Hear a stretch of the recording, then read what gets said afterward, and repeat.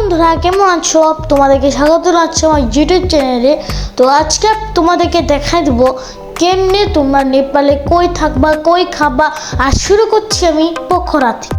বন্ধুরা দেখতে পাচ্ছ, এটা হচ্ছে গিয়ে আমরা যেখানে থেকে থাকছিলাম সেই নেপালের হোটেল।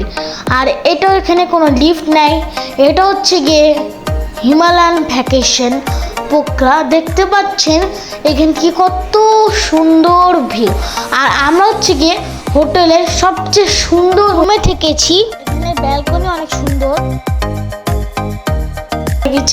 দেখতে পাচ্ছেন। এখানে অনেক কিছু আছে দেখার মতো, পাহাড়, পুরো হোটেল থেকে অনেক কিছু দেখা যায়।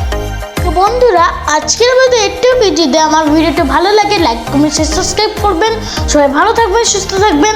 আর আমি বলেছিলাম আমি সব জায়গায় দেখাবো, কিন্তু আমার কাছে কোনো ভিডিও ছিল না।